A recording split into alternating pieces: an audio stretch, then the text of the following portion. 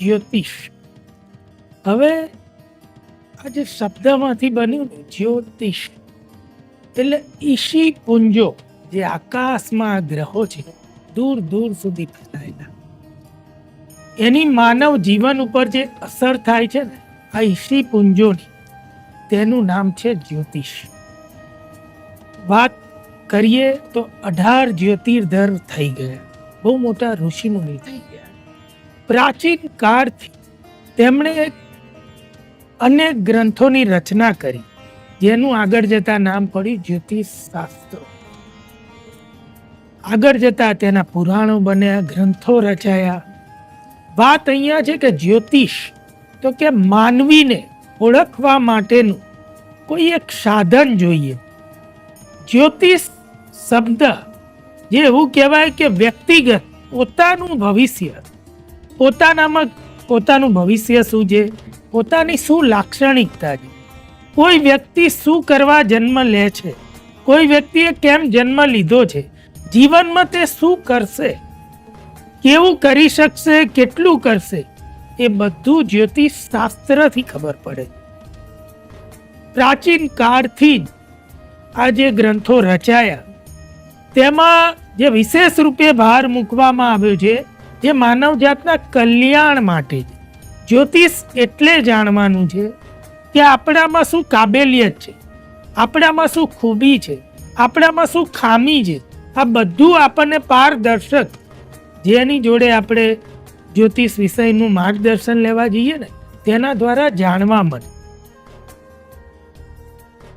ઘણા લોકો મને પણ એવું કહેતા હોય છે કે ભાઈ જીવનમાં જે બધું લખ્યું છે, જે થવાનું છે થવાનું જ છે, તો જ્યોતિષ કેમ જોવું જોઈએ, કેમ જાણવું જોઈએ ભવિષ્ય, જે બનવાનું છે બનવાનું જ છે, તો આપણે શેના માટે આ બધું જોઈ અને કોઈ અંધશ્રદ્ધામાં પડીએ, આવું પણ લોકો કહેતા હોય છે. હકીકત કહું તો ઈશ્વરે આપને ઘણું બધું કરવાની છૂટ આપી છે, પરંતુ બધું કરવાની છૂટ નથી આપી. જો જીવનમાં જે થવાનું હોય એ જ થવાનું હોય તો જ્યોતિષ ક્યારેય જોવાય નહીં. જીવનમાં એવું બધું ઘણું થવાનું છે કે જેને આપણે વધારી શકીએ, ઘટાડી શકીએ, એના માટે આપણને ઈશ્વરે છૂટછાટ આપી છે. જેવી રીતે એક નાનો દાખલો આપું કે આપણને કોઈ ઊભા હોઈએ ને એમ કે ભાઈ એક પગ ઊંચો કરો, આ પગ આપણો જ છે, અને તરત એમ કે હવે બીજો પગ ઊંચો કરો, તો આપણો જ પગ હોવા છતાં એ ઊંચો નથી થતો. એક ઊંચો રાખી બીજો નથી થતો, એ ઈશ્વર કરી શકે. દેવતાઓના પગ આકાશમાં રહે પણ મનુષ્યના નથી રહેતા. એટલે ઈશ્વર એમ કહે છે કે ભાઈ એક કદમની તમને છૂટ આપી છે, એ કદમ ભરી તમે કંઈ પણ બદલાવ કરી શકો. જ્યોતિષ એટલે જાણવાનું છે આપણે બહુ બધી અશુભ ઘટનાઓને ટાળી શકીએ. આપણે કોઈ વસ્તુ જાણી લઈએ કે ભાઈ આગળ જતા કોઈ વસ્તુથી આપણને નુકસાન છે તો એનાથી આપણે બચી શકીએ, એ કામ જ ના કરીએ. આ પણ એક જાણવાની બાબત છે કે ભાઈ જ્યોતિષ શું છે, તો કે શાસ્ત્ર છે કે વિજ્ઞાન છે. તો હું એમ કહીશ કે અદ્વૈતનું વિજ્ઞાન છે. એટલે જે એવું કહેવાય કે ભાઈ માનવીય અત્યાર સુધી જે માનવે વિકાસ કર્યો છે એનાથી હજારો ગણો વિકાસ આપણા ઋષિમુનિઓના મસ્તિષ્કનો થયેલો. એ ઋષિમુનિઓ એટલા બધા વિદ્વાન હતા. ઋષિ નામનો મતલબ જ એ થાય રિસર્ચ કરે તે ઋષિ. એમણે એટલા બધા રિસર્ચ કર્યા છે.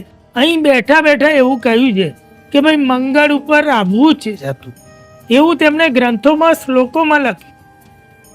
સિમ્પલ એવું કહ્યું, ધરણી ગર્ભ સંભૂતમ મંગળ, એટલે કે ધરણીનો ગર્ભ, આ પૃથ્વીનો ગર્ભ છે મંગળ. સાયન્ટિસ્ટોએ પણ શોધી કાઢ્યું છે કે ભાઈ મંગળ ખરેખર પૃથ્વીમાંથી છૂટો પડેલો. અને એવું કહેવાય કે ભાઈ માનવને, માનવ જીવનને મદદરૂપ થાય તેના માટેનું આ વિજ્ઞાન છે. વિના કારણે જ્યોતિષ જોવાય નહીં. જ્યોતિષ જોવાના પણ શાસ્ત્રમાં નિયમ છે. એકચ્યુઅલમાં એવું છે કે ભાઈ જ્યોતિષ કોણ જાણી શકે, તો કે જ્ઞાન હોય ને તે જાણી શકે. સાચું જ્યોતિષ તો કે ગુરુ જ્ઞાનનો નિર્દેશક ગ્રહ. એટલે શાસ્ત્રનું એક સૂત્ર છે કે ગુરુ જો જ્ઞાનનો અતિરેક થાય ને તો ગુરુ કારક દોષ કરે છે. એટલે અતિરેક થઈ ગયો એટલે દોષમાં પડાય છે. અને એ દોષમાં પડીએ ને તો આપણું જ્ઞાન જ જતું. એટલે ખરેખર જ્યોતિષ ક્યારે જોવાય?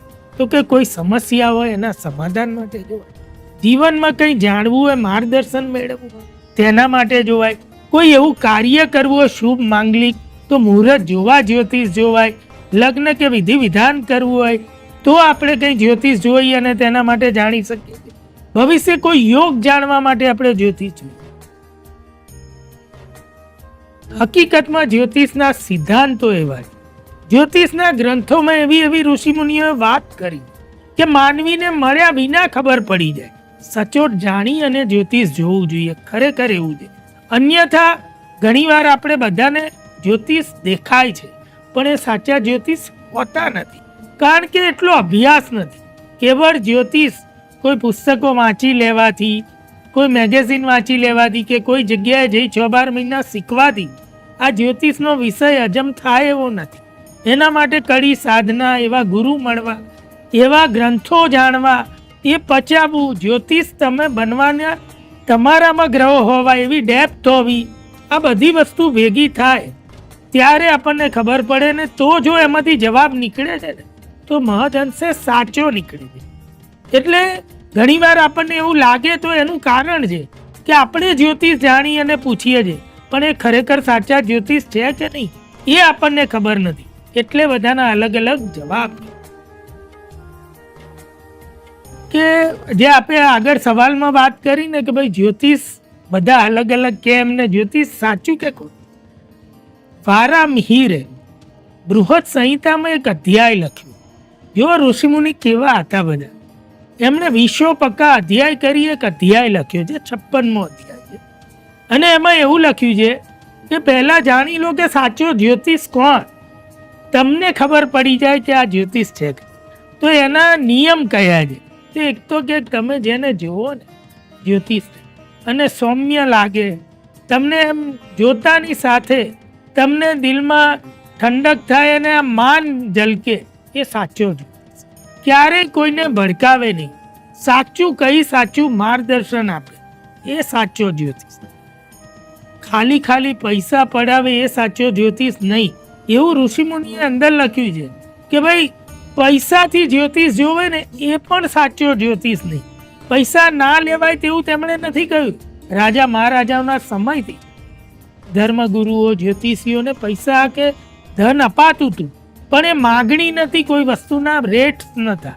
આજકાલ દરેક ચીજના ભાવ છે, એવું કાર્ડ ના હોય કે આ ચીજનો આવો ભાવ, એટલે એ જ્યોતિષ નથી. જ્યોતિષ હોય ને કોઈને જીવન નિર્વાહ એની ઉપર પૈસા લેવાય એવું પણ નથી એમણે કહ્યું. પણ કેટલા લેવાય? તો કે તમારામાં દયા અને કરુણા હોવી જોઈએ. સામેવાળા વ્યક્તિની સ્થિતિ અનુસાર તમે યોગ્ય કંઈ માગણી કરી શકો અથવા જે પ્રેમથી આપે તે લઈ અને તમારે તમારું ગુજરાન ચલાવવાનું. એનું નામ જ્યોતિષ. કોઈ ભેટ સોગાદ આપે અચૂક લેવાય પરંતુ તેના કોઈ રેટ કાર્ડ ના હોય. એટલે આવી વાત કરી છે એ જાણવાનું. બીજું, જ્યોતિષને મળીએ ને તો એનામાંથી પણ તમને પ્રેમની સુવાસ આવે. ઘણા જ્યોતિષ આપણે જોઈએ તો જોવાથી જ ઋણા થાય એવી બધી જગ્યાએ તમે કોઈ વહેમમાં પડી અને જાઓ નહીં. એટલે આ બધા લક્ષણો, એના કેટલા બધા લક્ષણો કયા છે, એવા લક્ષણ હોય છે તે જ્યોતિષ. આપણને પહેરવેશથી તમામ રીતે એમ લાગે કે ભાઈ એકદમ તમને જૂના જમાનાના રાજવી જ્યોતિષીઓ જોવો તમે તો એ કંઈ એમના શોખ કે વેશભૂષા નતા, પરંતુ એટલા સ્વચ્છ નિર્મળ એવા હોય આચાર વિચાર અને દેહથી અને કપડાથી. એ જ્યોતિષ છે. સદવિચાર વાળી વ્યક્તિ હોય, ધર્મને જાણનાર હોય, ધાર્મિક હોય, ખોટા મેલી વિદ્યા કે કોઈ તાંત્રિક પૂજા વિધિ વિધાન ના કરાવે, શાસ્ત્રોક્ત વિધિની વાત કરે તે જ્યોતિષ છે. ધર્મથી જોડે તે જ્યોતિષ. એટલે આવા બધા કેટલી બધી વાતો કરી. એટલે સાચા જ્યોતિષની આ બધી ફરક જો આ જાણો અને પછી બતાવો.